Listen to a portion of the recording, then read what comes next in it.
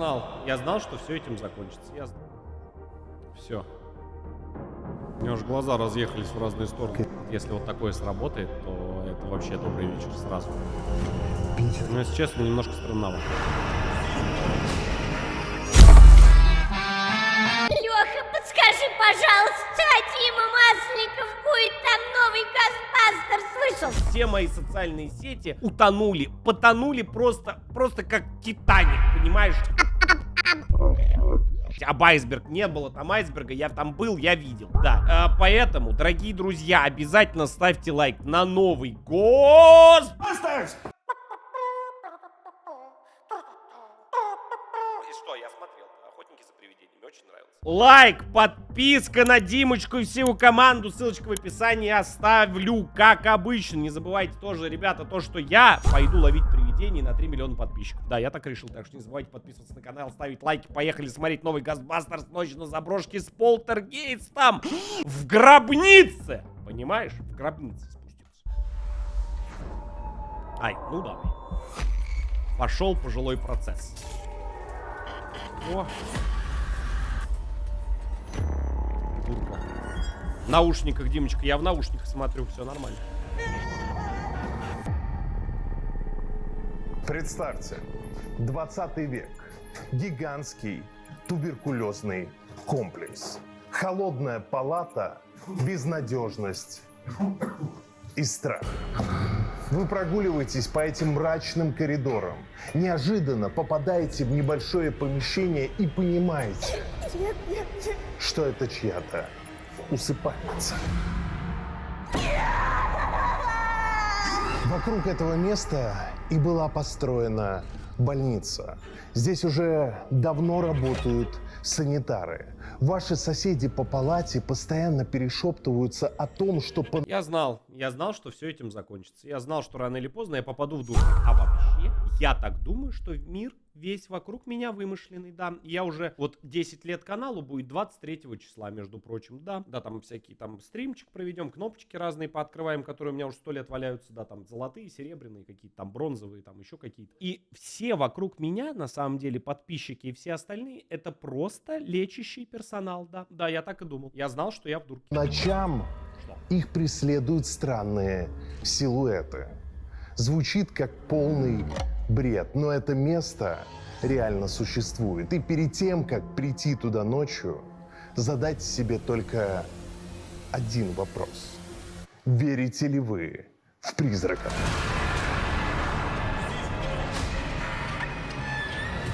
Не верю.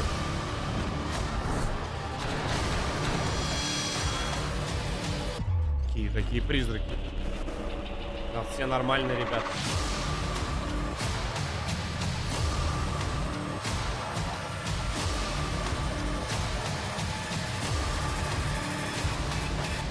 Я не верю в призраков. Дурачки по этим заброшкам ходят, да, вот я знаю тоже еще один канал, да, ходят по заброшкам, всех пугаются, говорят, ой, как страшно, ой, какие призраки, да, на канале они вообще сумасшедший человек, абсолютно, мне вообще не нравится такое смотреть. Я так краем глаза смотрю все выпуски. Разве ты хочешь все время опаздывать на стримы? Неужели ты не хочешь знать свежие инсайды? Или, быть может, ты не любишь розыгрыши? Тогда подписывайся на наш телеграм-канал Heart Insight, чтобы не пропускать все новости канала.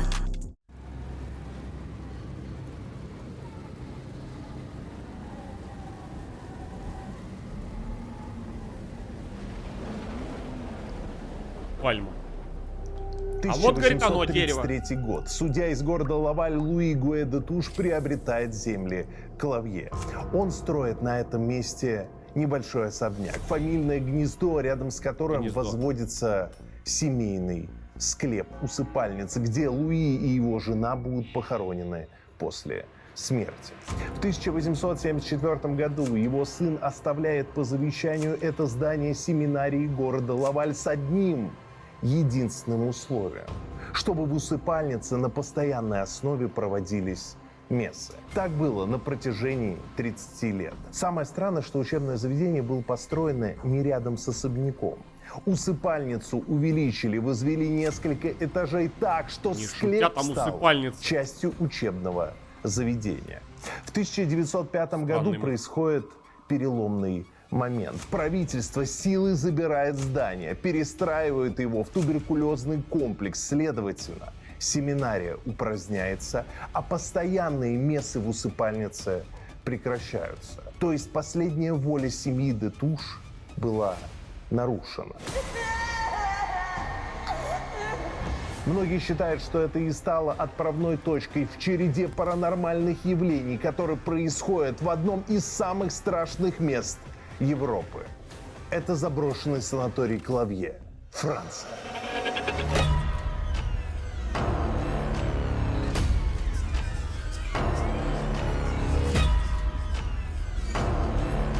Очень крутая локация. О, мое почтение. Мне такое очень нравится. Когда много этажей, такое хорошее здание. Ух, прям хорошо. Очень мне такое нравится.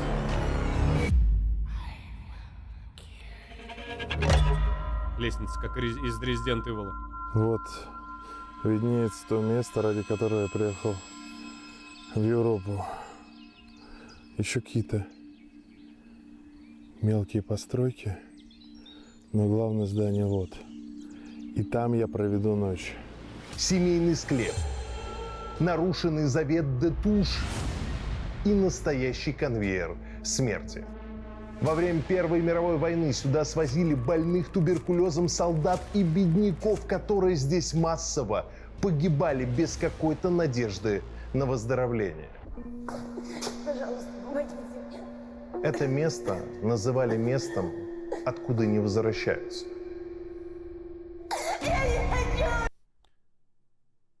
Более того, Что у меня какие-то флешбеки? Где-то я видел, слышал про такое место. Откуда я мог это слышать? Место, откуда не возвращаются. Что про какое-то место я точно такую же фразу слышал. Что-то где-то я слышал. Нет, именно такая же фраза была. Не могу вспомнить где.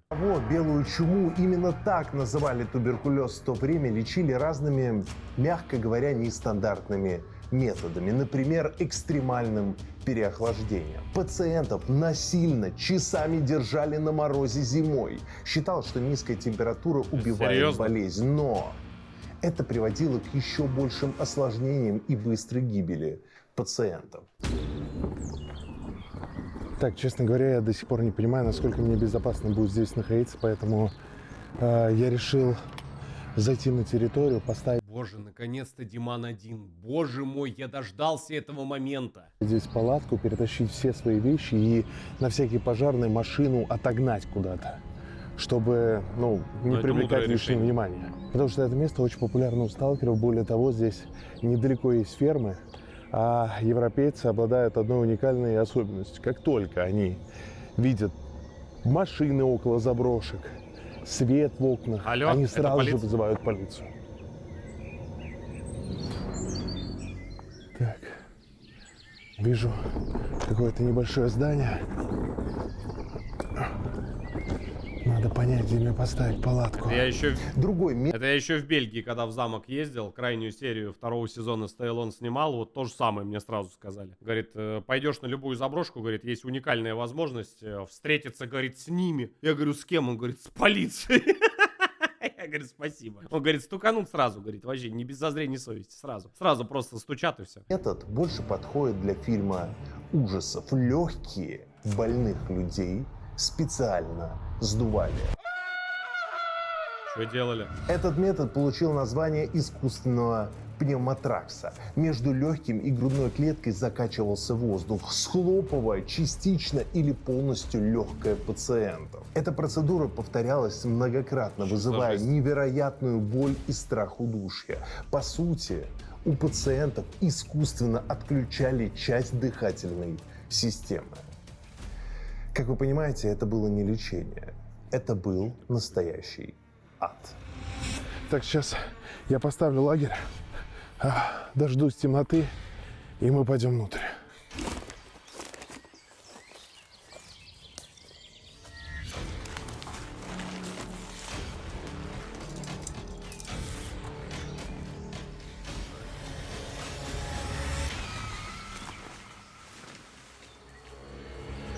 Комплекс постепенно расширялся и в 1975 году обзавелся новым корпусом, сменив направление деятельности, став реабилитационным центров.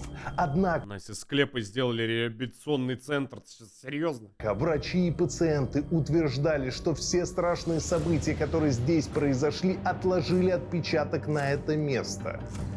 И в этом здании обитает полтергейст, неупокоенная душа де туш.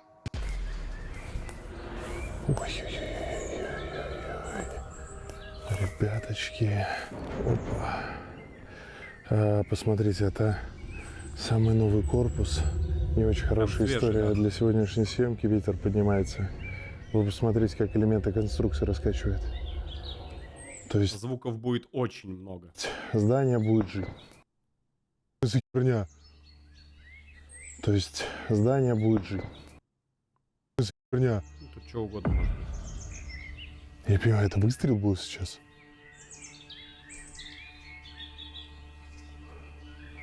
Может, какие-то охотничьи угодья здесь есть.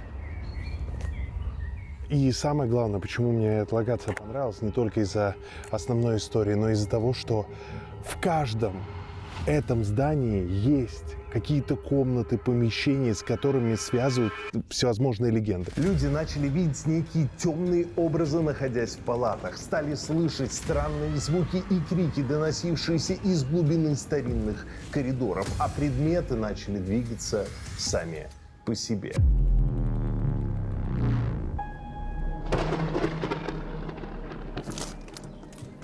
О, чипсики.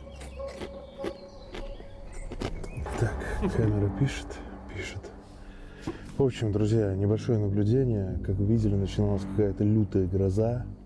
Я ждал начала ливня, палатка от ветра ходуном ходила, но буквально несколько минут назад все резко стихло. Я уже собрал свою систему, так что через несколько минут можно будет выходить.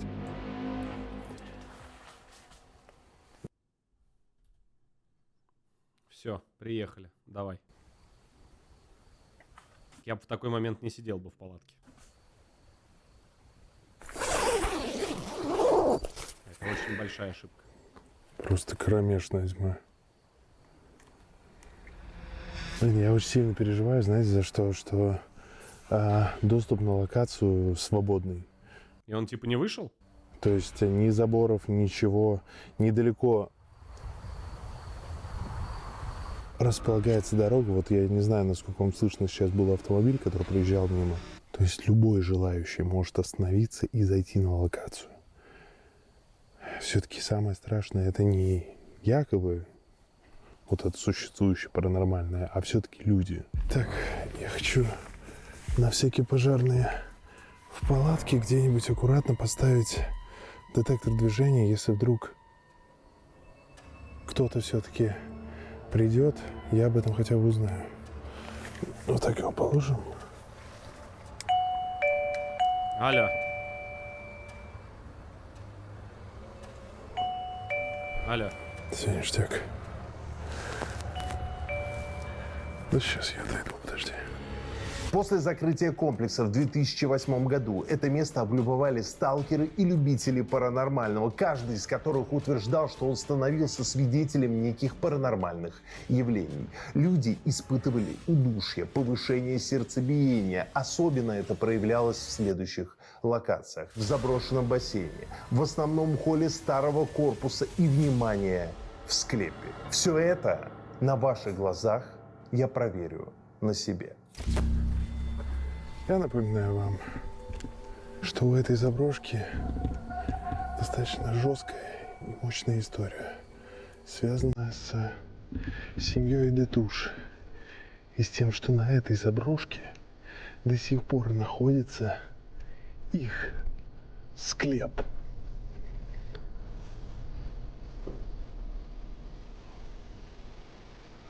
Нет, ветер все-таки играет. Вот Ветер хороший. очень Звуков странно. много будет. Я когда сидел в палатке, ветра практически не было. Сейчас я выхожу. Ё мать, что это такое? Странные звуки. Что это такое, я не понимаю. Просто звуки каких-то взрывов либо выстрелов постоянно. Ну, это немцы.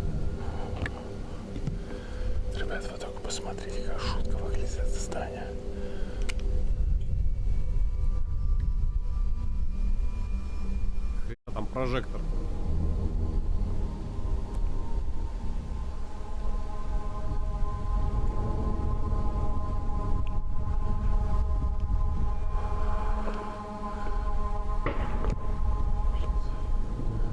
Не пойму, что за хлопки. Еще очень плохо то, что ветер, видите, раздувает. Может быть, кстати, что-то вот так вот и хлопает.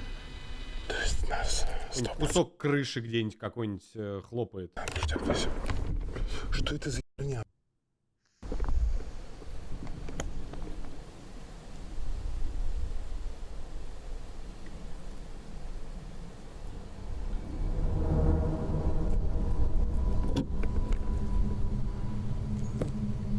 Якелька?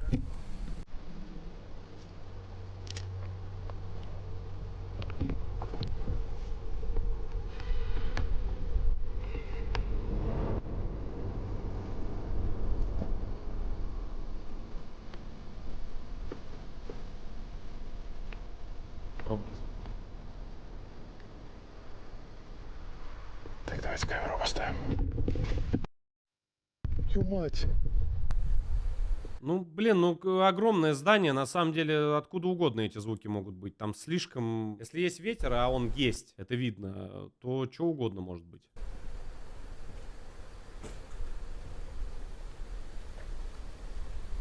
Ну, если честно, немножко странновато. Так, давайте камеру поставим.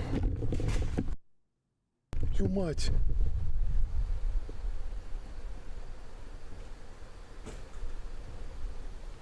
Очень большое здание. Я говорю, тут слишком много этажей, слишком всякие окна, ставни, все что угодно. Что за пи***?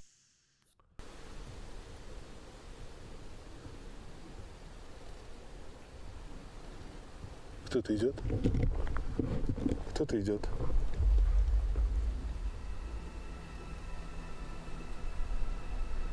Это голубь Валера. Машины катаются.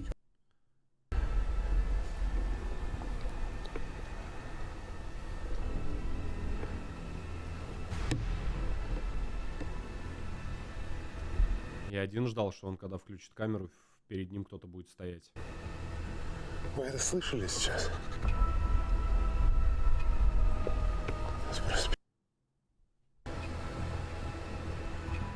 что-то ударило. От себя скажу следующее. Самые сложные выпуски, одни из самых сложных, это всегда те, которые начинаются в самом начале сезона. Вот, допустим, по себе я могу сказать точно. То есть ты, допустим, вот только начинаешь снимать, хотя ты максимально, наверное, сконцентрирован, сосредоточен, и все равно вот ты еще с непривычки, ты все равно как-то, ну, тяжелое довольно состояние на заброшках. То есть ты такой, можно немножко подзагнаться, да. Разбилось, но хотя, в принципе, здание в очень плохом состоянии. Вот нахера оттуда сейчас донесся вот такой вот звук. Ему надо с открытой территории куда-нибудь уйти срочно. А я все равно Плохой хочу вид. идти в ту сторону. Ну не...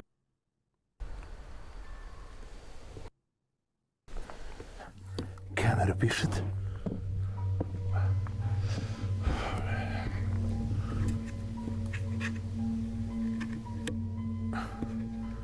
Не понял.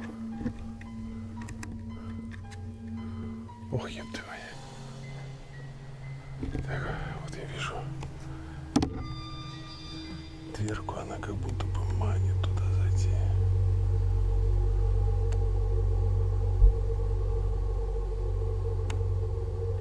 Смотри.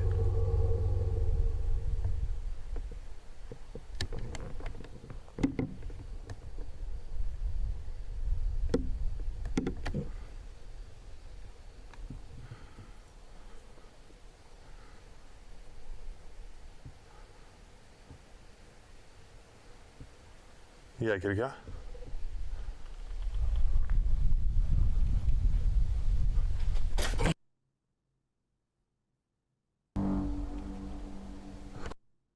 Летучая мышь, ну еб...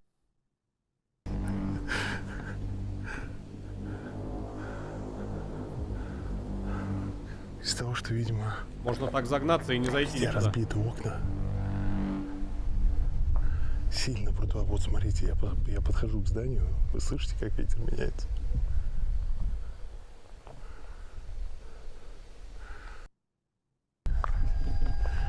Это очень стрёмно, ребята.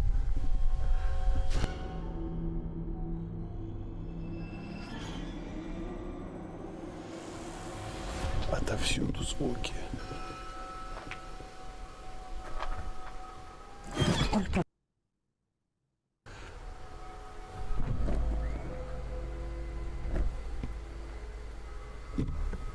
Помню, в «Маховом» во втором сезоне первой серии я от голубя, если честно, немножко чуть, да, у меня мотор, я думал, просто встанет. Тоже он мне немножко дал просраться. Вот так, нормально. Краем глаза постоянно вижу, как раздувает вот эти вот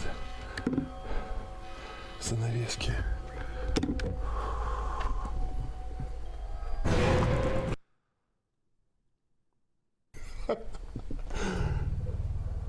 Бэтмен вылететь не может.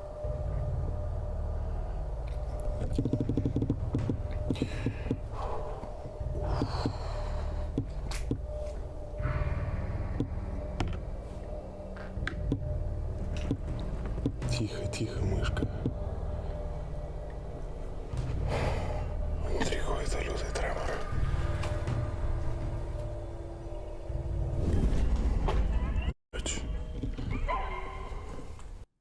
Круто нарисовано. Очень круто.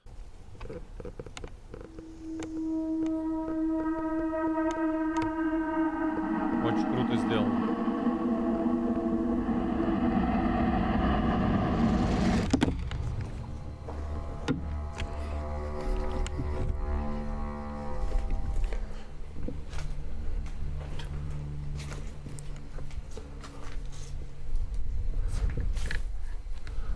Пол покрыт какой-то грязью непонятной. Откуда она тут взялась?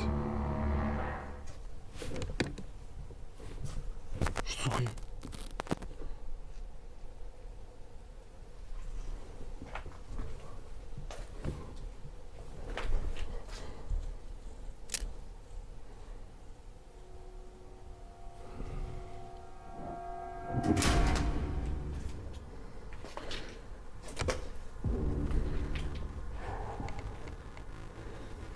Здесь люто все выглядит.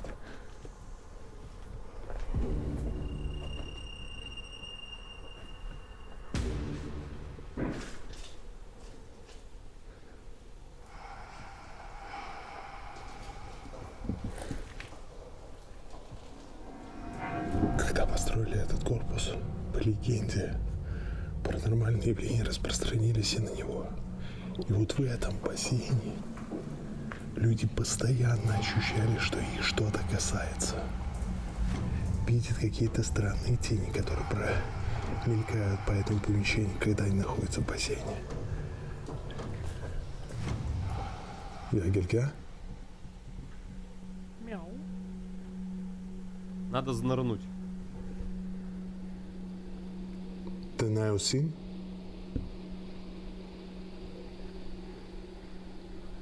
Ты наусин? Простите за мой французский, я сейчас вообще забываю абсолютно все, что я учил. Мышь.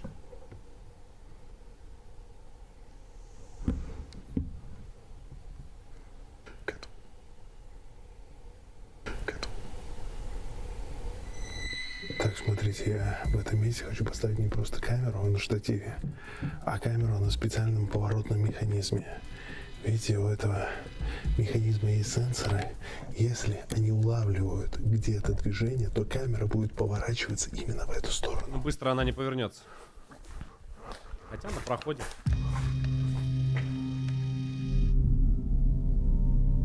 Отлично.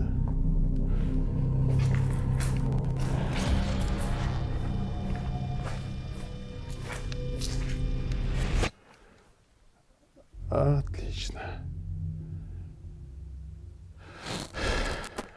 Лех, у тебя были какие-нибудь моменты, когда тебя манила дверь или вход, ты понимал, что туда не надо, но очень хотел зайти? Нет, я нормальный человек, я дома сижу, чай пью, я только видосы смотрю.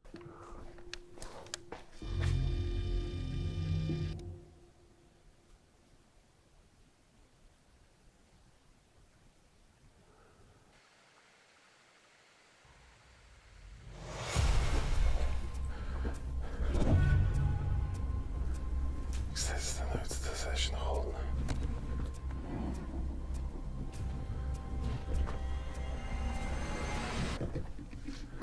Какой страшный коридор, это просто...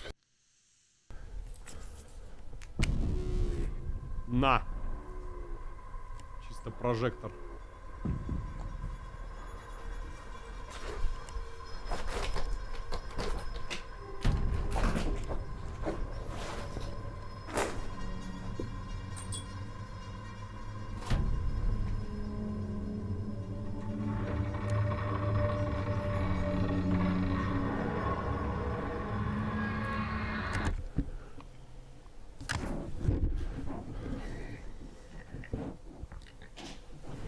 Что это было?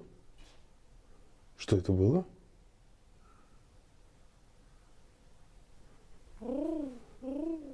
Это голубь. Птица мира.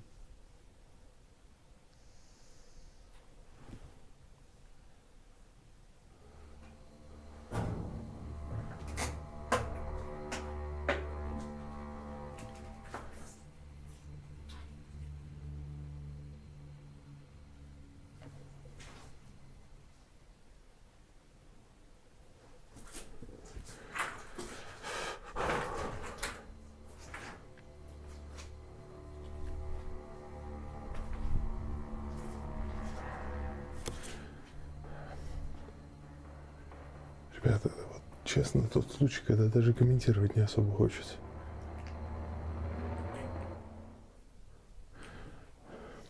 Ты просто идешь по какому-то лютому коридору. Ветер в помещении такой. Первый этаж, если только, тогда возможно. Очень сильный ветер должен быть. Но провода не качаются. Сквозная пиздец. Да, вот ты идешь по какому-то лютому.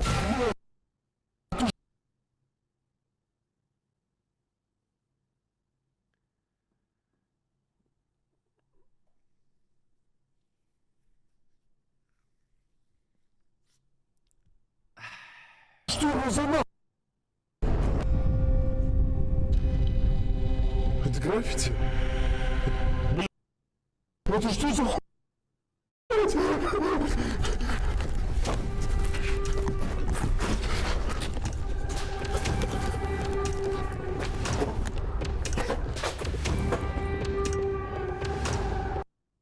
Это не граффити.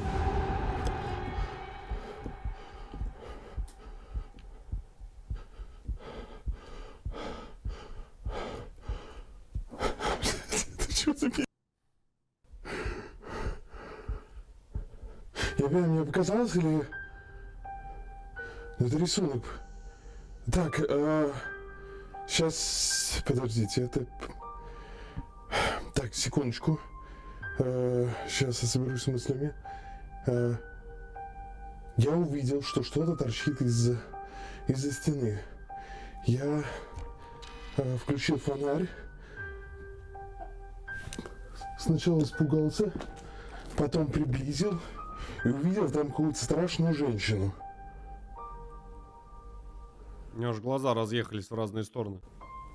Я подумал, что По-моему, когда он почти убегал, как будто картонка висит на веревке. это граффити, но мне показалось, как будто она... Мне показалось, или она реально ушла за угол. Картонка болтается. Что это такое? Что это такое? Что это такое, блядь? Это пиздец. Ну, сильно.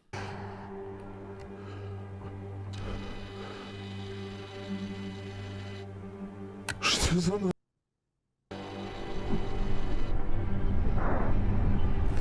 Ну, подобосраться можно конкретно. Что это это прикол? Стоп, подожди.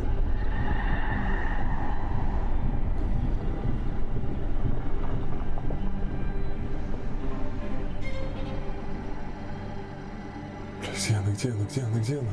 Где она на камере? Вот. Что это за... Картонка вырезана. Подождите, стоп, она какой-то странный.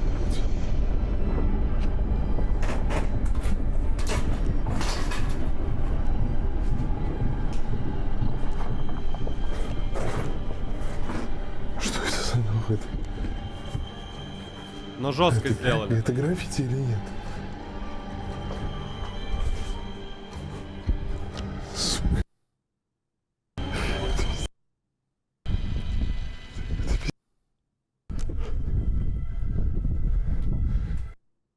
Что это такое? Бля.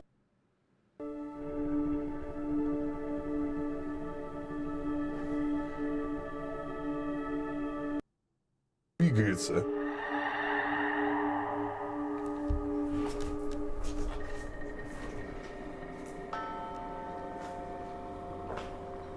Сейчас раз и ушла за угол.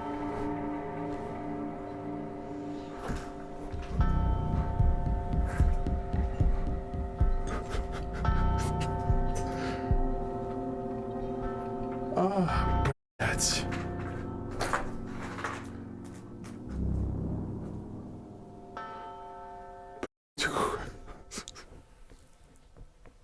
Ну жестко. Такую увидишь, конечно, можно немножко это.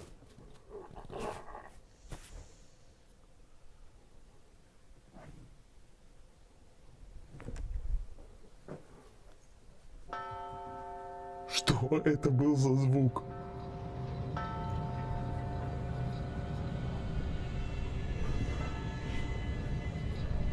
Почему это... Ёб твою за ногу. Блин. Волосики еще повесил.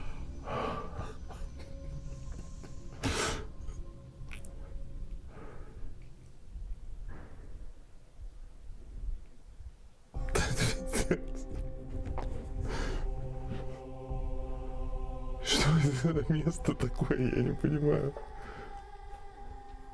Я в моменте... Тут мог кто-то типа квест-рума делать, чисто теоретически. Обосрался.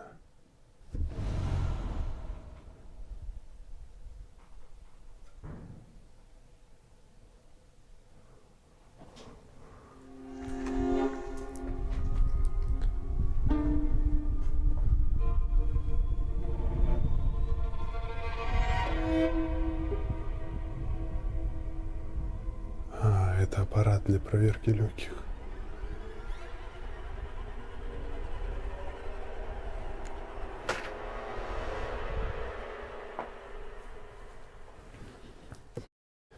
Ну, в общем, смотрите, это тот тип заброшек, где много разных классных приколов. Вот таких, как вот эта дама. Вот она, блядь. Из угла подглядывает за мной до сих пор.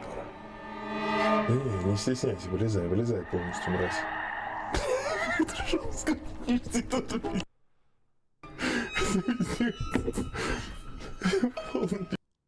Жестко сделали, еще в таком месте. Я не хочу идти дальше. До свидания. Может быть, с этим Госбастером.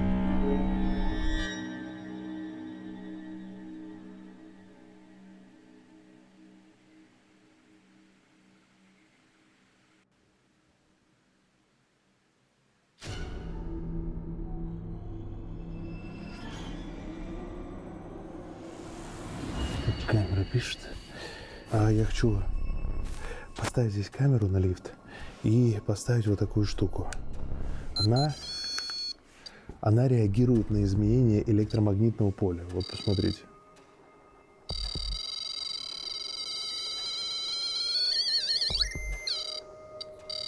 Соответственно, если что-то будет приближаться к Вот если вот такое сработает, то это вообще добрый вечер сразу. этому устройству, оно тут же даст сигнал.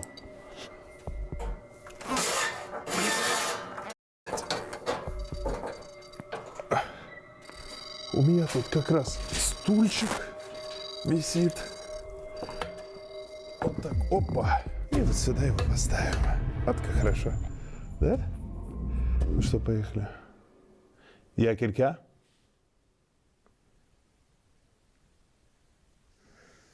Appuyez sur les parelles. Нифига он там выучил.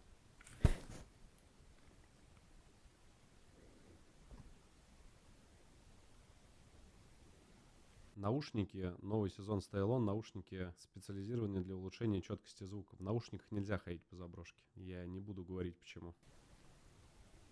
Мне кажется, это и так. Donnez un signe. Oui. Nous. Appuyez sur les parelles.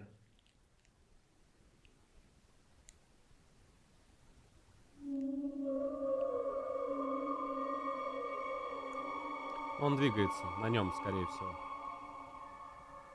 Des touches.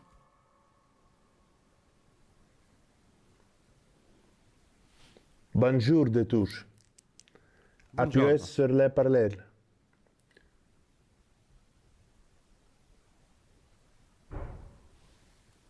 Да.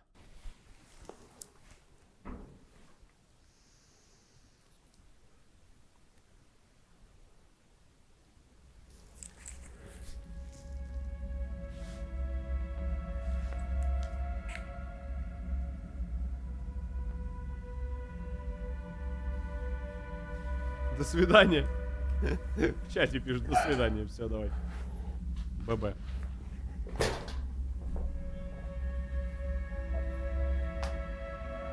Хост ему очень мешает. Очень сильно.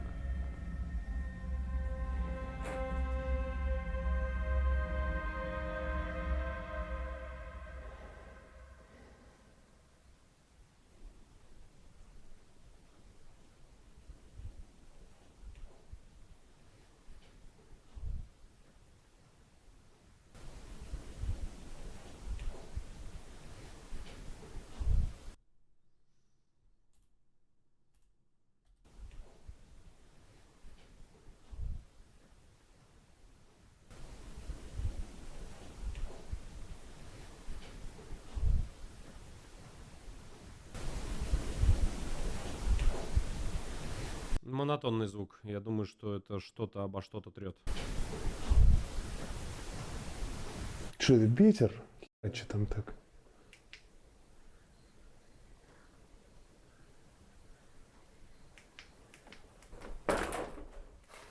Создается полная иллюзия, что кто-то спускается по лестнице.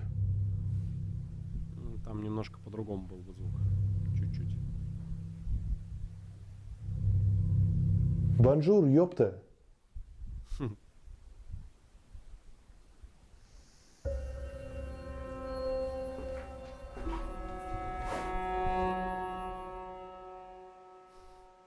Наш.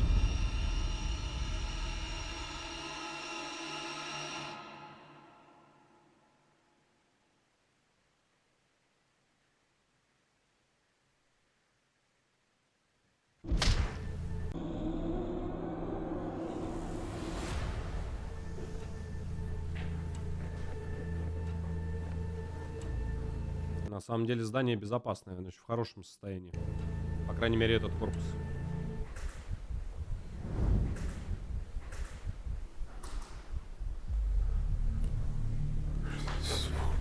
А вот то, что коридоры и углов очень много, вот это да.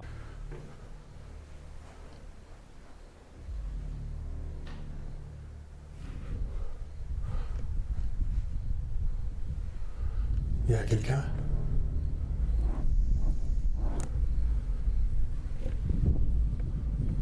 Ой, ёпта, мать, как стрём. Зря он не проверяет все комнаты. Это что такое? Хотя Это бы мое немного. отражение? Это мое отражение? И что это такое? Стоп. Я не шевелюсь, почему? Свет мерцает. Или стоп, подожди, что это такое? А, это окна, бля. Это, походу, окно, и свет качается. Поэтому такой эффект создается. Бля, Как тут все? Какой-то фильм был. Как же он? Расхитители от первого лица. Когда чувака-то в окно засосало. Как же он ужастик-то этот был? Он у нас на бусте где-то есть. Как же он? Искатели могил или расхитители могил? Что-то типа такое, да-да-да. Ходуном ходит.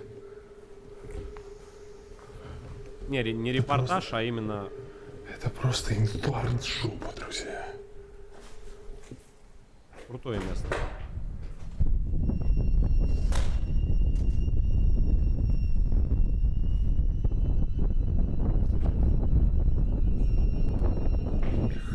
Как стрёмно. Просто пиздец. Просто пиздец. Так, Да, это не с пацанами уже ходить, это такое. так, быстренько.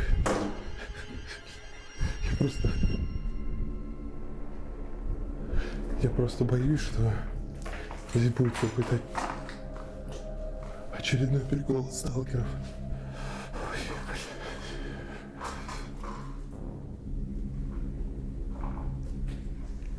Ой, ёпта.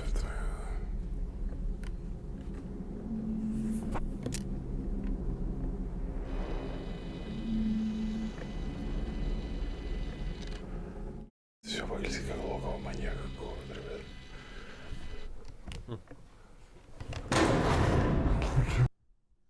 Задел хвостом. Ой, блин.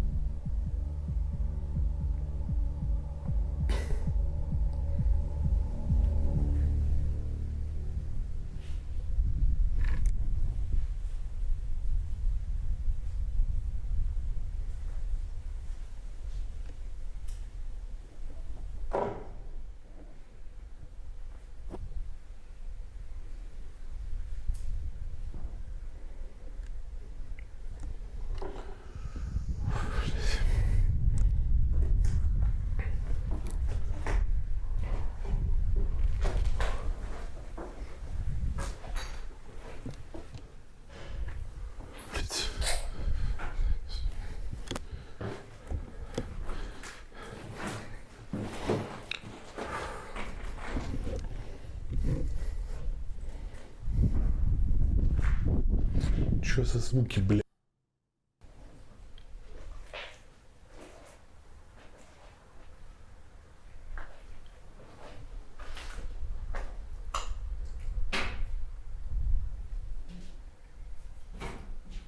Мыши летают. Мышь только что же пролетела. Бьется или об стекла, или об крышу. Ну это же реально кто-то ходит.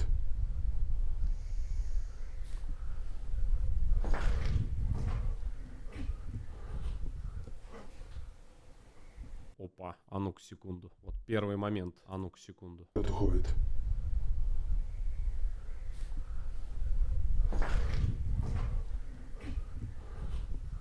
Вот это уже странные звуки. Это прям шаги по стеклу. Какие-то эти, это чисто 2 шага по стеклу.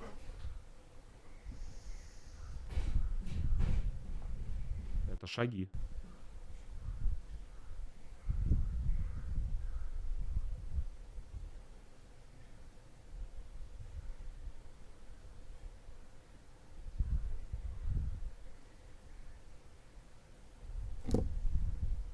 Не-не-не, это не мышь уже летает, это уже Ика? шаги.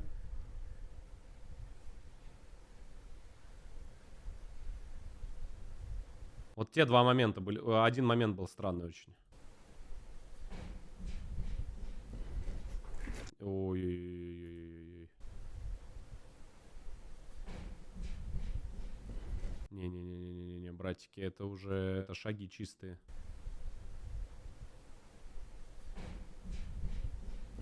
Это шаги. Шаги, 100%. Daniel Singh?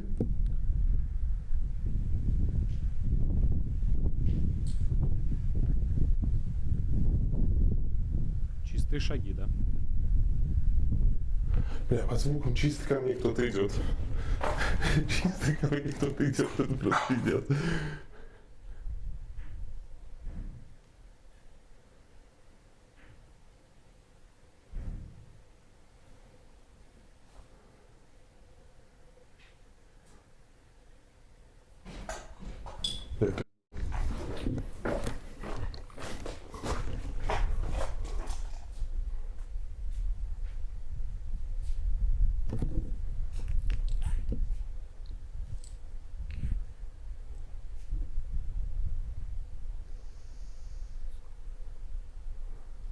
Вы это слышите сейчас? Ну, это шаги. Я вот не понимаю, это ветер? Это ветер раздувает вот элементы конструкции вот Два момента, где точно шаги. такие? Или это, блядь, кто-то ходит?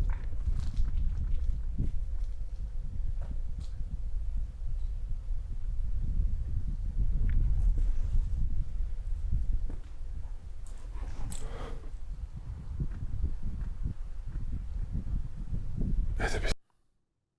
Это пиздец. Так, давайте я здесь тоже камеру поставлю, потому что...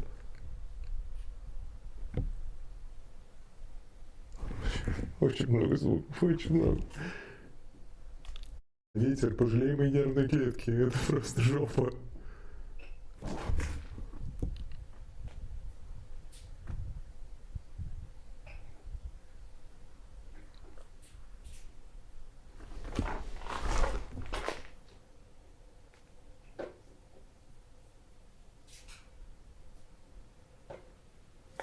Да.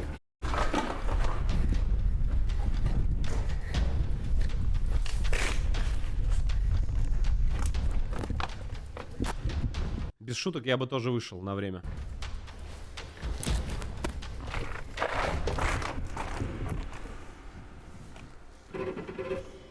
Я бы вышел на время.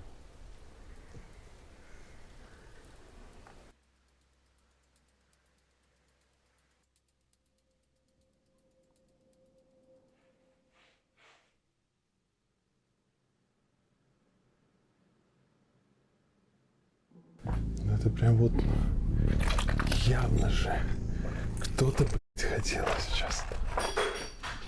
Блядь.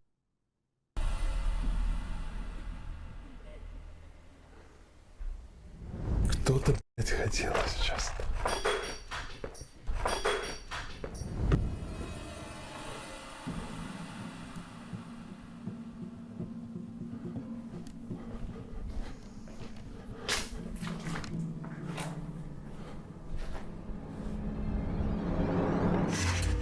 Ухо человека вообще, когда вы находитесь в городе, как я и говорил за этого заранее, мы постоянно окружены шумами определенными. Постоянно от чего-то где-то идет шум. На улице там и так далее. И слух притупляется. Если вы долгое время находите в абсолютно тихом месте, будь то заброшка или какой-то лес или еще что-то, вы начинаете больше слышать. Не потому что это психосоматика или потому что вы начинаете улавливать какие-то, знаете, как это, самонадочем заниматься, так называемым. А именно вы начинаете, у вас слух становится более таким четким, вы начинаете слышать все, даже всякие мелочи на заброшке, это в разы все слышнее, потому что эхом все отдается, раздается по всем стенам и так далее. Любой шорох, любой звук, его ультра сильно слышно, так что имеет место быть. Я не знаю, что творится именно в этом коридоре, но здесь огромное количество звуков. Я хочу сейчас уйти отсюда, чтобы вы просто послушали эту тишину без моего присутствия.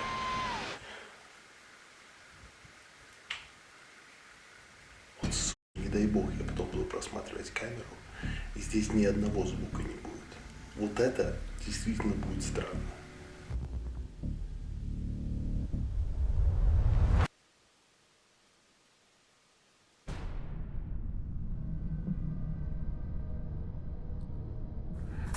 А теперь мы переходим с вами в более старый корпус. Вот видите, стены уже совсем другие. Эти здания были построены в конце 19 века. Вот ты мразь. Походу, вот. Они издавали огромное количество звуков, походу. Так, ладно. Вот мы здесь.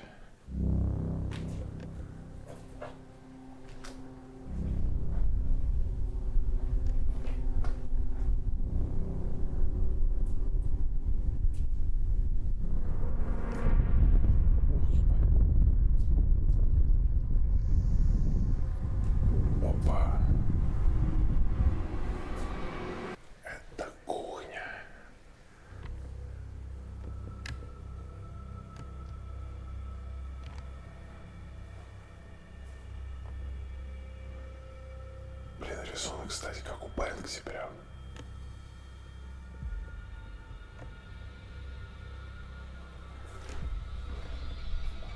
О, посмотрите внимательно на это помещение. Я так понимаю, что рядом с кухней было несколько холодильных камер.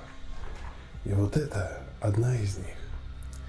Как утверждают другие блогеры, сталкеры, которые здесь ходят, одна из таких холодильных камер использовалась для хранения трупов, потому что в здании не предусмотрен был морг. Имеет место быть. А, ну вот, видите, рефрижератор стоит. Это одна из холодильных камер. Странно, что еще, кстати, не срезали его. И сюда приносили тела. И вот это место считается одним из самых паранормальных.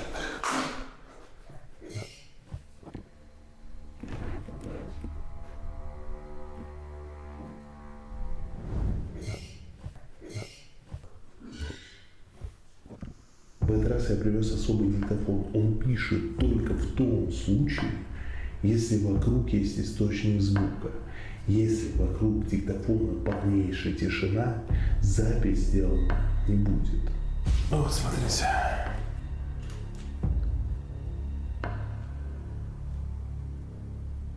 Алло. Буду надеяться, что он что-то интересное запишет. И со мной, и в ее отсутствие. Хотя, с другой стороны, надо. Так, ну поехали.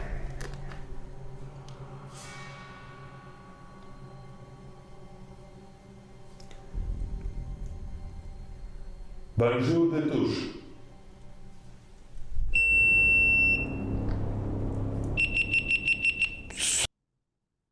Камера. GoPro села. И села ровно в тот момент, когда я сказал bonjour de touche. Четко.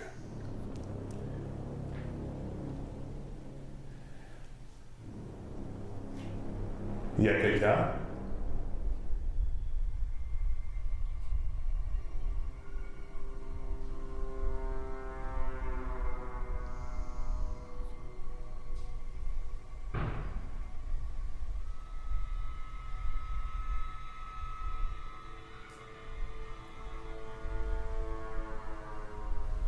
Да merci.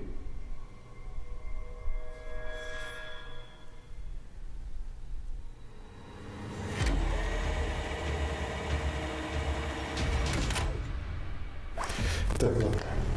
В общем, давайте так, я оставлю этот диктофон здесь, в одиночестве. Если вдруг у кого-то есть желание пообщаться,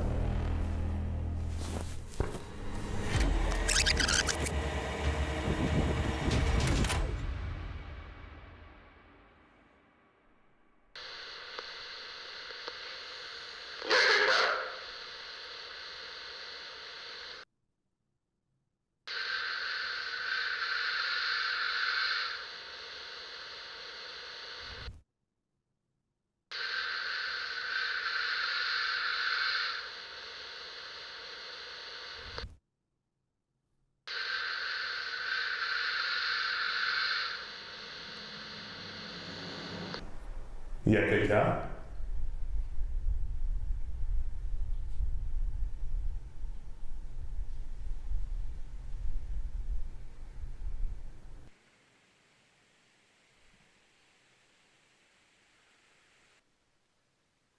Может быть, ветер, да, записался.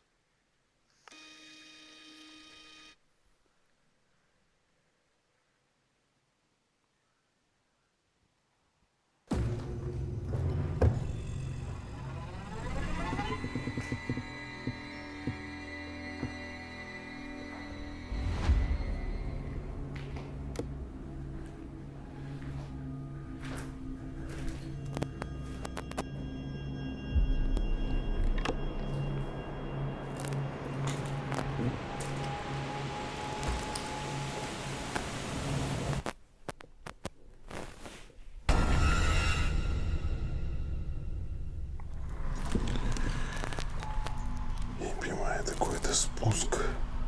То ли в погреб, то ли...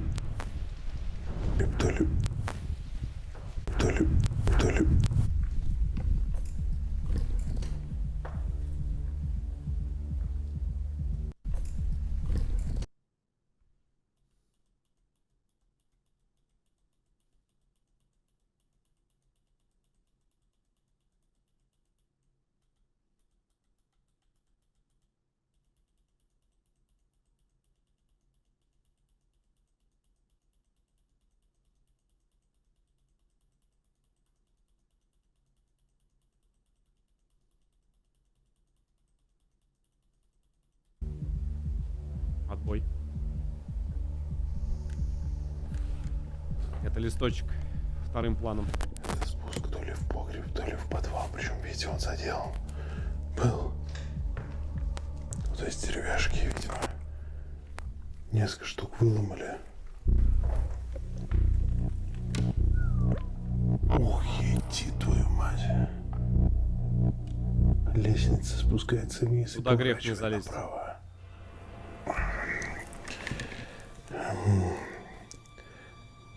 Так, если туда лезть, то...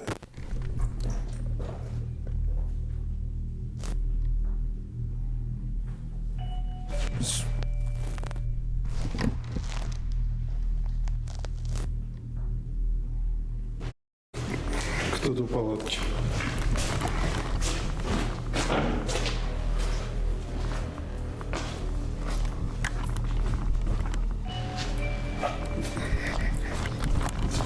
Кто-то в палатке.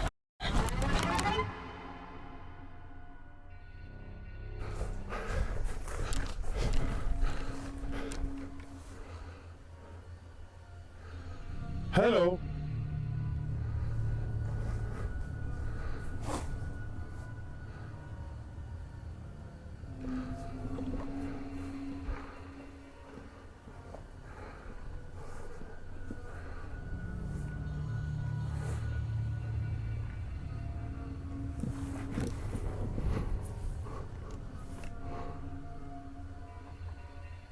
Животное.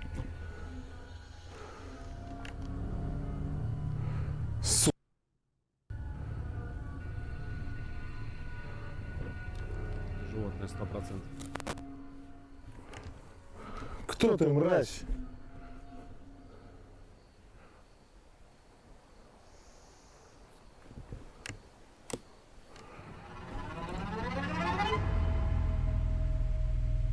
Это белочка.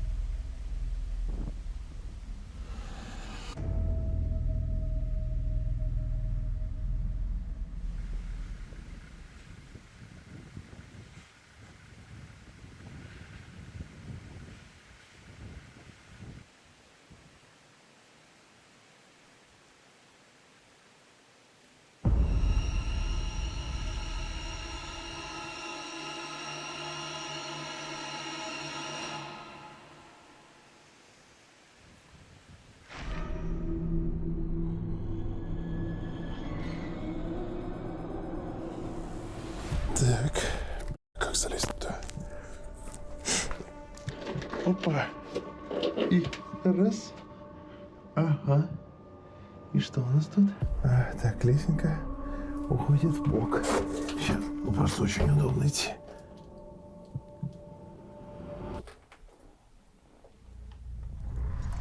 Так, давайте-ка я наршот уберу.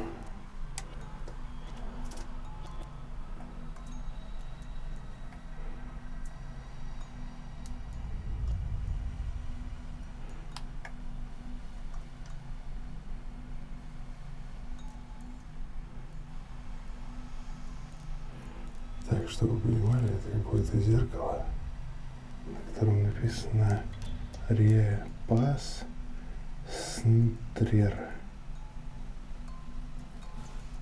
Или подождите, это «Н».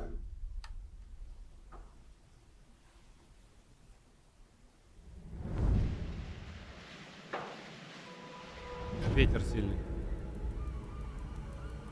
Эта фраза с французского переводится как «не входите». Там явно есть какое-то помещение. Стоп, подождите, оно закрыто. Дмитрий легким ударом ноги, легким.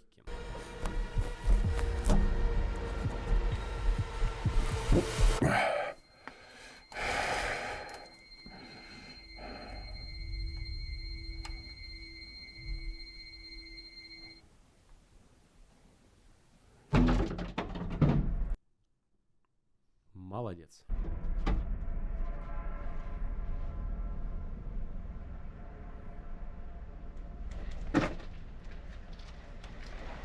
Я никогда нигде двери не ломал, не надо врать. Бывает от того, что они старые, немножко, ну, Ну, они как бы, ну, нет, бывает, что они просто, я вот подхожу, раз, оно падает, я думаешь, нифига себе, бывает такое совпадение.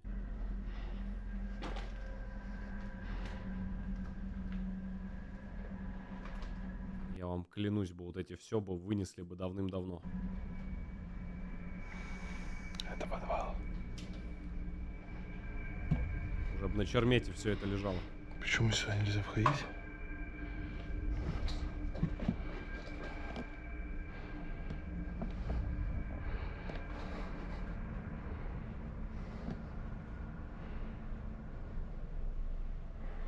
Почему сюда нельзя входить? Какие двери открывались на бок и вниз? Не было такого.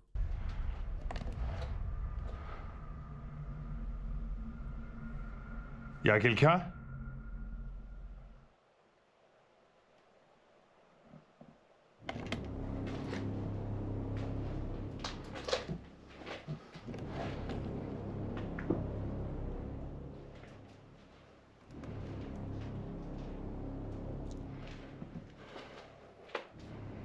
Блин, ну вроде какой-то обычный подвал. Технические помещения Выглядит для безопасно. обеспечения отоплением, водоснабжением и так далее. Все.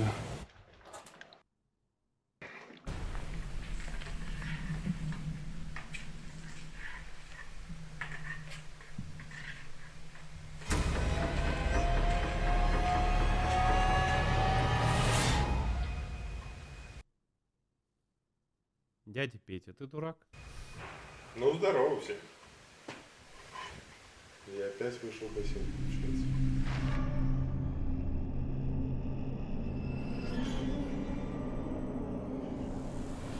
Вот чего я опасался, то и произошло.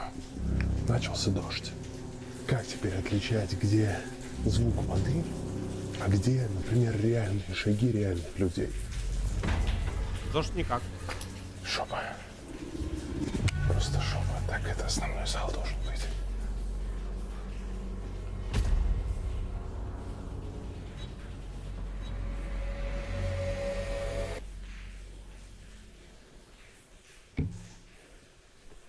Не понял. Что за вход в Нарнию? А как она стоит? Это выглядит как какой-то портал.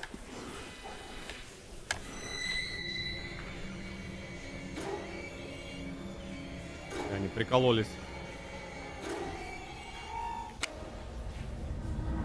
Очень круто нарисовано, подчеркну, кто рисовал сильно.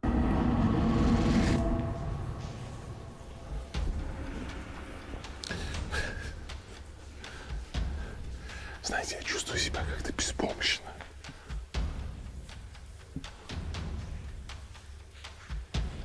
Якелька?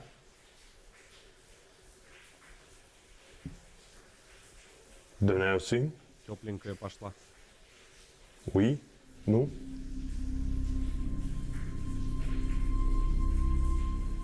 Бля, вот если сейчас люди придут, я их 100% не... Что это, ну?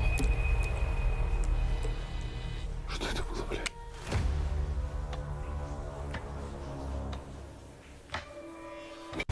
Это, ну? Бля, вот если сейчас люди придут, я их 100% не... Пояснительную бригаду.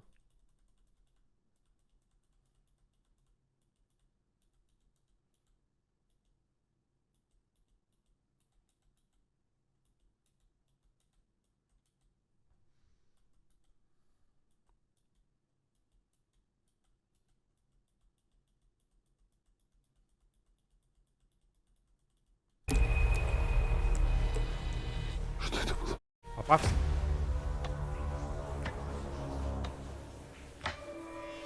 Жестко переключил.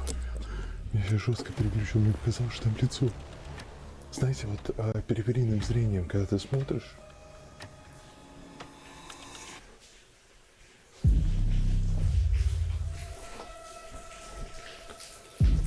так.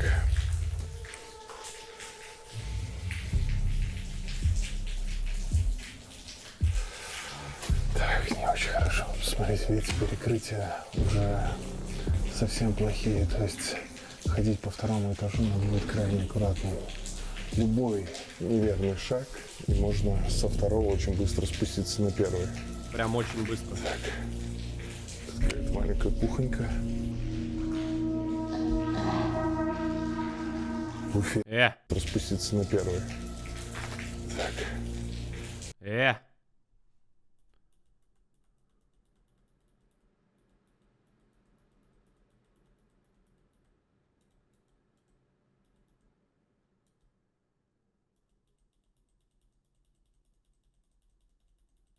Угу.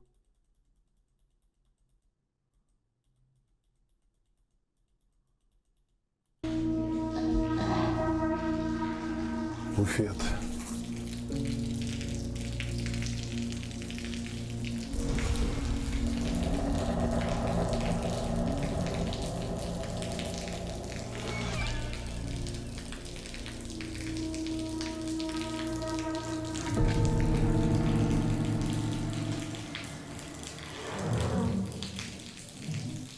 Я не понимаю, какие-то иногда очень странные вибрации идут. Блин, Злая вибрация. что за херня? Причем дождик прям маленький идет, а воды целый водопад.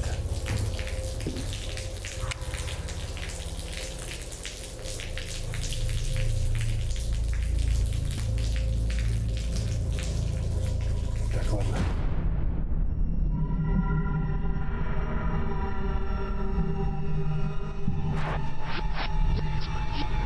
Подойти так близко никто не мог.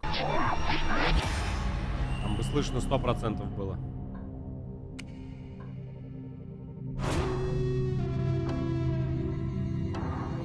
А она бы так тихо не закрылась.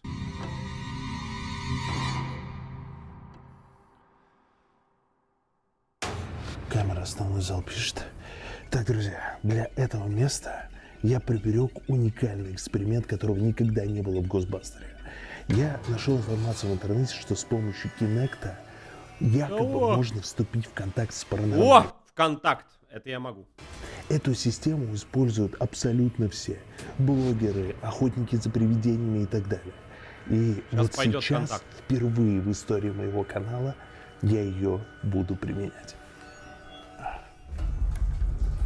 Посмотрите, посмотрите, как это устройство сканирует, получается, пространство. Вот теперь приготовьтесь, просто приготовьтесь. Я как тестировал эту штуку дома, я визуал просто на 100 из 100. Бам! Сейчас найдшот отключу. Вы посмотрите. Прикольно. Тут можно делать, соответственно, эффект. Так, а это что было такое?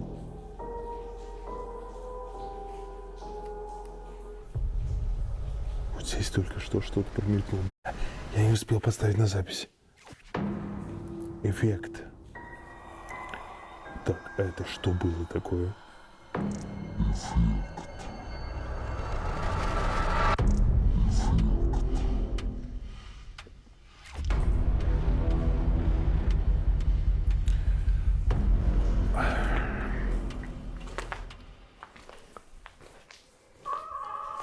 Вы только вот на это посмотрите. Соответственно, это устройство ловит якорные точки в теле человека, запястья, предплечья, плечи, ноги и создает вот такой анимационный скелет. Как говорят, часто с помощью этого устройства можно уловить еще какие-то объекты. То есть оно с помощью сканирования вылавливает нечто, с чем пытаются вступить в контакт медиумы, охотники за паранормальным и так далее. Мы это проверим прямо здесь и сейчас.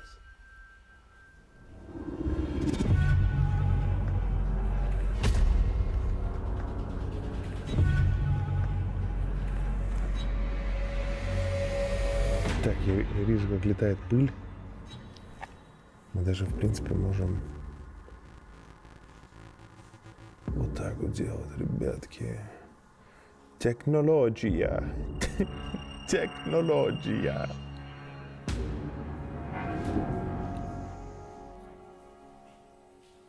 Что это было?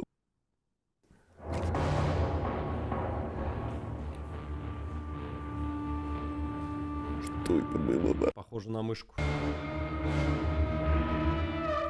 По-моему, Бэтмен. Мгм. Я quelqu'un? Bonjour de tous. Excusez. Merci.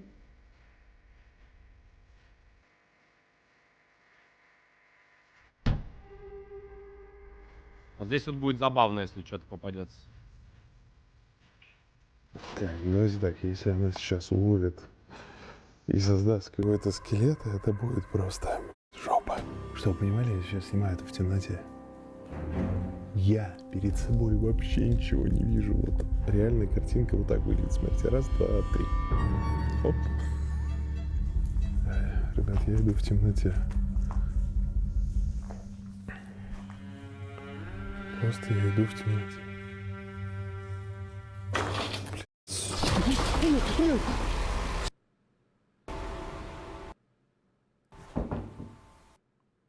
Я забыл про эту ё...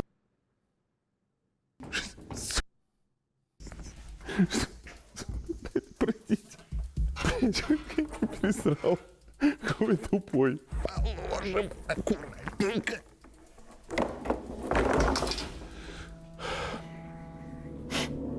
Ну да.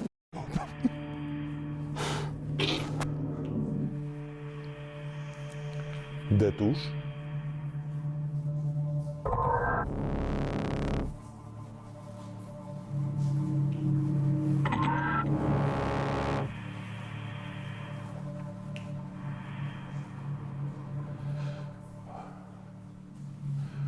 В этом хвосте еще сложно ходить, потому что он все пережимает. Не дышать сложно. Я quelqu'un?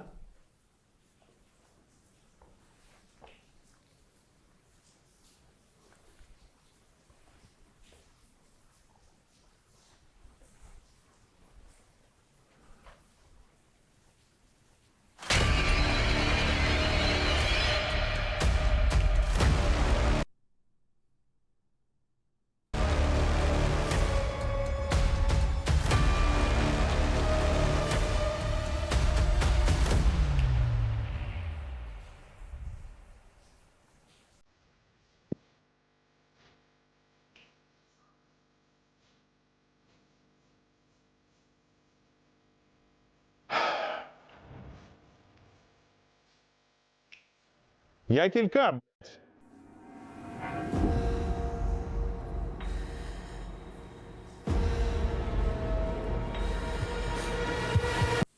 Я quelqu'un, блядь.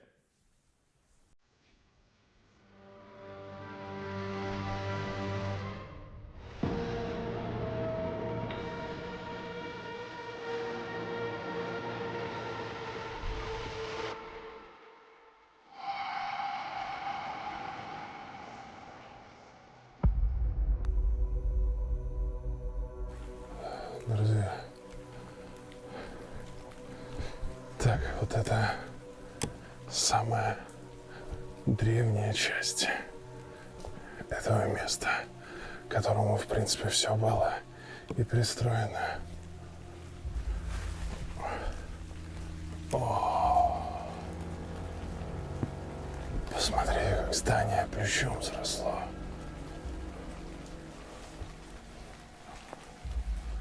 Вот это реально выглядит как в фильме ужасов прям.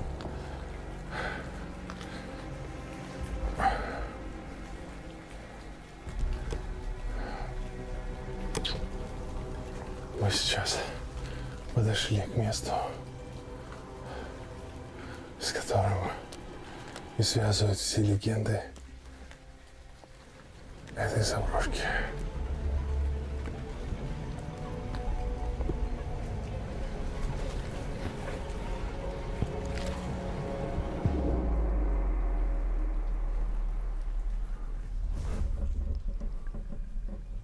Так, не понял. Что это за помещение? В стенах что-то искали. Снаружи четко.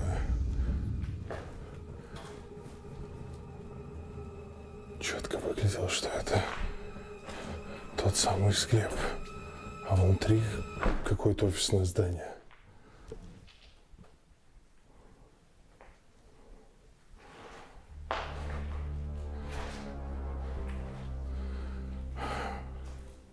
В стенах мародеры явно что-то искали. Провода.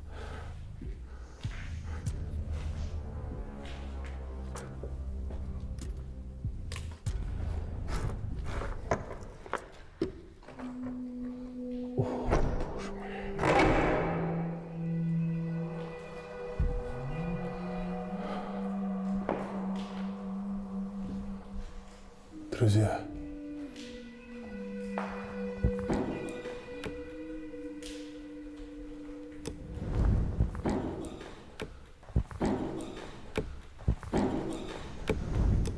это склеп Детуш.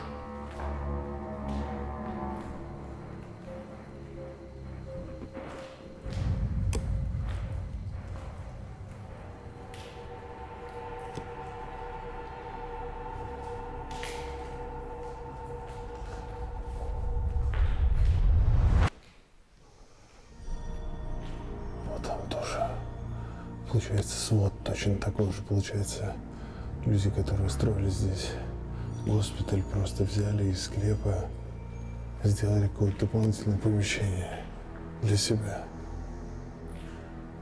Очень грустно. Понимаешь, что это место было передано с благими намерениями, с одной единственной просьбой. И эту просьбу в итоге нарушили. Что заметили? И вот сейчас это место выглядит вот так. Доживает свой век.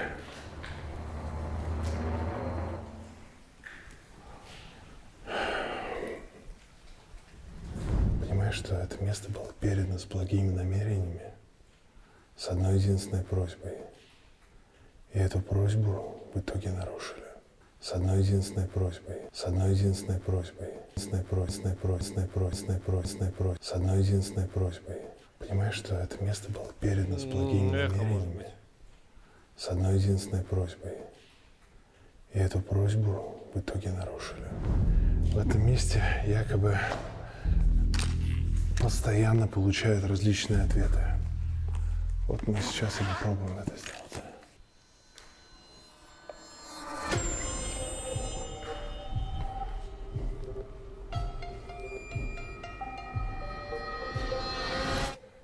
Не верю в эти Из приборы. выпуска «Три ночи» в французском замке, я думаю, что вы помните это устройство. Shoulder.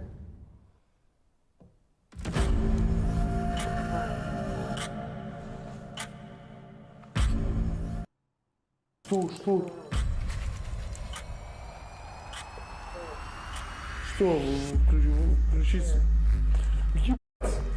Что, блядь? Так, я включил свет. Я хочу еще раз попробовать его использовать, но уже здесь.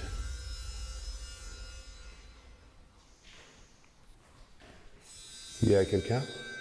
Не верю в это устройство. Она реагирует на электромагнитное поле и рандомайзером выдает слова. Donner aussi?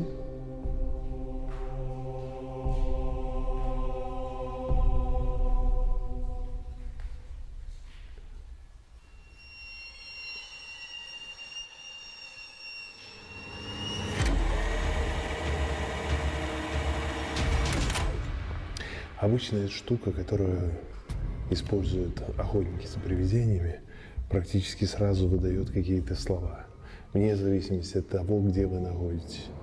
Но вот сейчас почему-то оно вообще беззвучно. Я Кирка.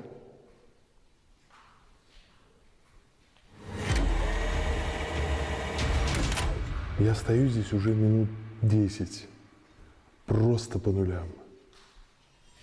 Блин, теперь я напрягаюсь из-за того, что а почему оно в замке настолько много говорило?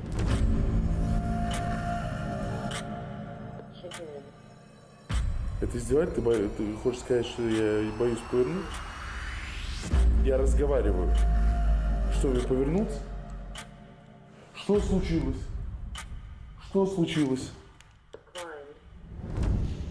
А здесь полная тишина.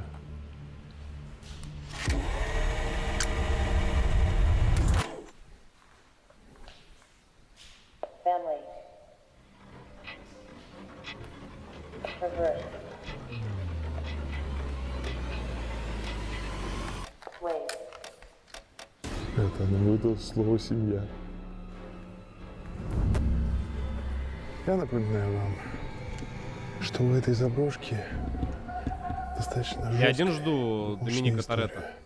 связанная с семьей Детуш и с тем, что на этой заброшке до сих пор находится их склеп. Семья, пересекать, wave, махать.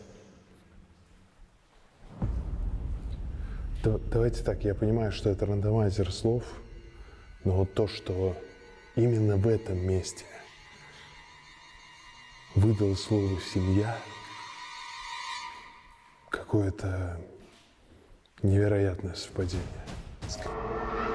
В первую очередь необходимо взять в расчет, что вся эта съемка производилась во время грозы. Сильный ветер, сквозняки и гигантское Сифон. количество разрушающихся объектов создавали эффекты, как в фильме ужасов. Например, шаги на втором этаже. Давайте так, я специально убрал со всей этой сцены музыку, чтобы вы могли почувствовать себя на моем месте. Вот это странное самое. Из всего, что увидел, вот это очень При странно. первом прослушивании действительно создается эффект, что это кто-то идет по заброшенному зданию. Но если просмотреть эту сцену много раз, а еще и в наушниках, становится понятно, что это нечто другое. Мы с вами прекрасно понимаем, что в этом здании из-за его строения большое количество сквозняков. Ты можешь стоять в локации, вокруг абсолютный штиль, делаешь шаг вперед и уже попадаешь в воздушный поток.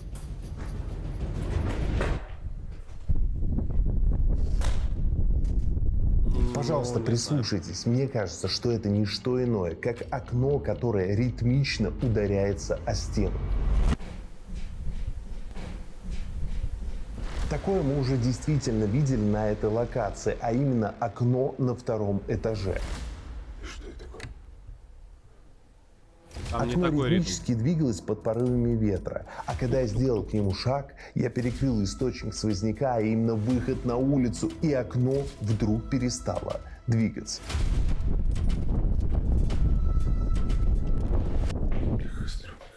Следовательно, в этих звуках шагов нет абсолютно ничего мистического. По сути, все странные звуки, которые происходили на этой локации, можно объяснить погодными условиями.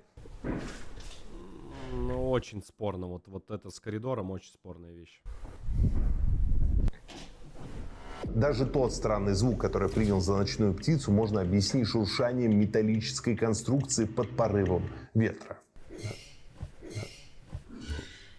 Ветер легко мог Разовые звуки — это шляпа все. Это конструкция или еще что-то. А вот тот звук, вот это странно. создать и другой страшный эффект, связанный с поворотной камерой.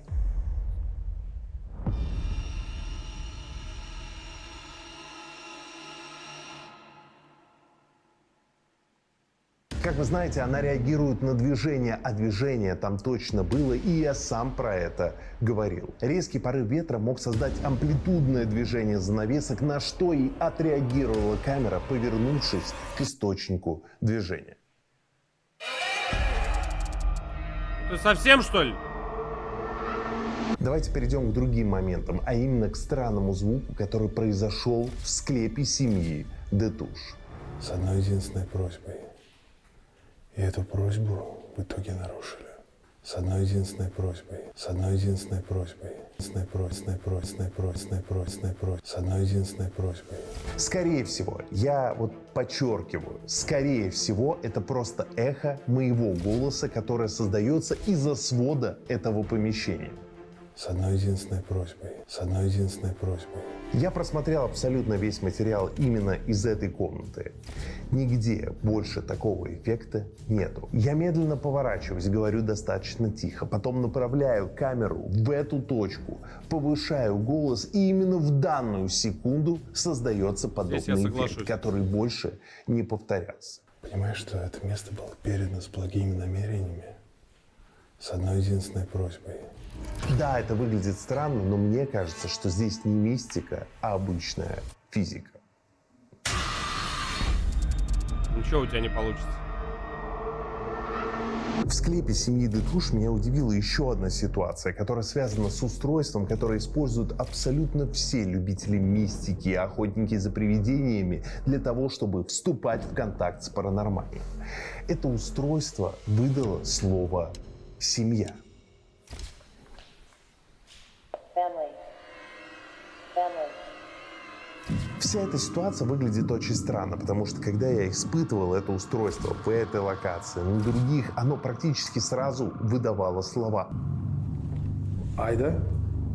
Blaze. Матерь Божья, что понеслось? Gone. А тут оно почему-то молчало. Важный момент. Устройство активировалось не само, а только после моего касания. И выдало 3 слова. Семья. Family. Пересекать Traverse. и махать. Wave. То есть устройство выдало слово «семья» в семейном склепе Детуш. Невероятное совпадение. В принципе, подобные совпадения с этим устройством уже бывали. Например, на канале Азамата мы ходили с ним на заброшку, и эта игрушка выдала имя его новорожденного сына. David. Че? Давид? Что? Меня сына так зовут. Давайте так. Ситуация с Азаматом – это действительно очень мощное совпадение. В нашем же случае, мне кажется, в каких-то общих словах, которые выдает это устройство, мы сами пытаемся найти Устройство не верю вообще. нужные, которые подходят под конкретную ситуацию. По крайней мере, из 3 слов, которые выдало это устройство от моего касания, только одно подходит под легенду этого места.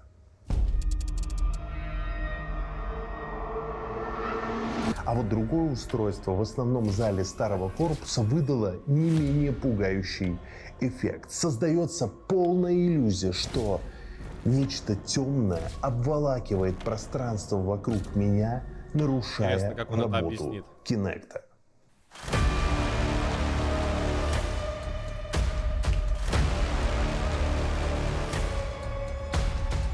Важно, это устройство невероятно чувствительно. Оно улавливает даже малейшую пыль. Отчетливо видно, что когда я иду на точку к вертикальной двери, поднимается гигантское количество пыли. И ее на основных камерах не видно. А вот Kinect ее отлично улавливает.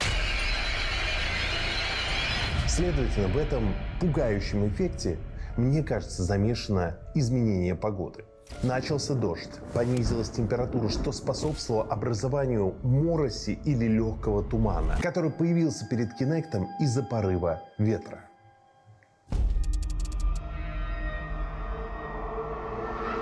А вот теперь давайте перейдем к тому, что действительно вызывает большое количество вопросов, а именно к записи с диктофона.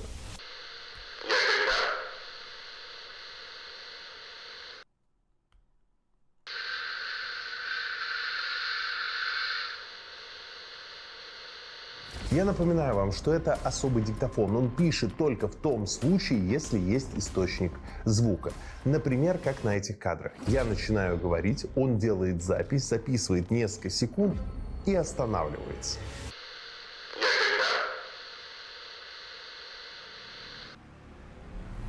Но что мы видим в этой сцене? В какой-то момент диктофон внезапно начинает запись. Если включить звук с камеры, мы понимаем, что вокруг нет никаких источников звука. Практически идеальная тишина, за исключением капель и каких-то небольших тресков.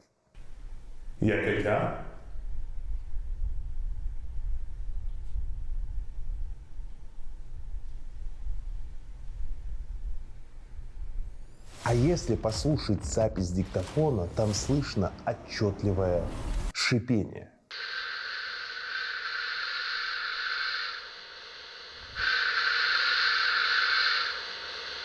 Посмотрите внимательно. Начинается запись. Начинается шипение. В какой-то момент оно прекращается, а запись продолжается, и диктофон снова записывает окружающее пространство. То есть эта сцена записывается с нескольких устройств. С камеры, с моего микрофона, но звук есть только на этом пленочном диктофоне. Честно говоря, ничем другим, кроме как дефектом записи либо поломкой диктофона, я это объяснить не могу. Но выглядит очень и очень странно. Пожалуйста, напишите свое мнение в комментариях, почему мог создаться Ну, напишите. Интересно будет почитать. Ну, это уже не какой-то прибор. Я имею в виду формата, который рандомные там фразы выдает. подобный странный эффект. Странно.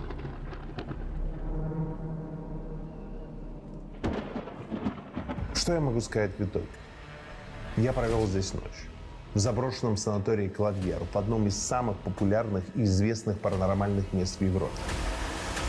Но настолько ли это страшное место? Мне кажется, что все эти ночные ужасы можно логически объяснить восприятием человека и обычной физикой. Да, у этого места страшная история, но и времена были страшные. Людям здесь действительно старались помочь, но не было должного развития медицины, необходимых медикаментов. Врачи героически сражались с болезнью, которая выкашивала тысячи людей по всему миру, но не знали, как это делать. Поэтому лечили действительно как могли.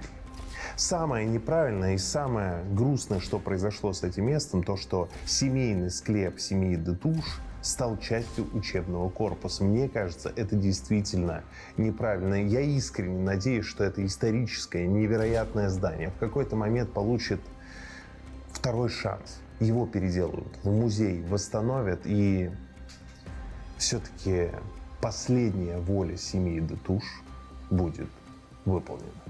Ну, будем надеяться. Маловероятно, но будем надеяться. Интересный выпуск. Я лайк поставил. Надеюсь, ты тоже. Увидимся.